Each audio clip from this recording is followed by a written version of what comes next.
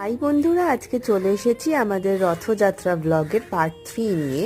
তো আমরা তো গুবলাইয়ের রথ নিয়ে বেরিয়েছিলাম, তারপর এসে আর একটু সাজুগুজু করে নিয়েছি। গুবলাইয়ের এই জামাটা নিশ্চয়ই চিনতে পারছো, দিদুন দিয়েছিল জামাই ষষ্ঠীতে, আর আমি ওখানে লিপস্টিক লাগিয়ে একটু সুন্দর করে সেজে নিয়ে বেরিয়ে পড়েছি মেলার উদ্দেশ্যে। আর রথটা মানে শ্যামসুন্দরের রথটা যেখানে গিয়ে থামে আমাদের এখানে মেলাটা, সেখানেই হয়।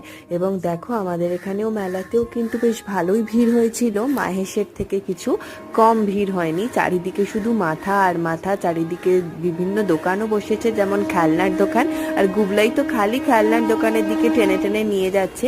তো অনেক বেছে টেছেও একটা খেলনা কিনেছে। আর প্রচণ্ড গরম ছিল, তাই আমরা স্প্রাইট খেয়ে নিয়েছিলাম। আর বাড়িতে এসেছিল মা বাবা, তাই ওদের জন্য একটু চপ কিনে নিয়ে যাচ্ছিলাম। গুবলাই এখানে স্প্রাইট খেতে শুরু করে দিয়েছে। আর তারপর বাড়িতে এখানে এসে ডিমের ডেভিল আর মাছের চপ, যেগুলো মোটেই খেতে ভালো ছিল না, কিছু ভালো লাগলে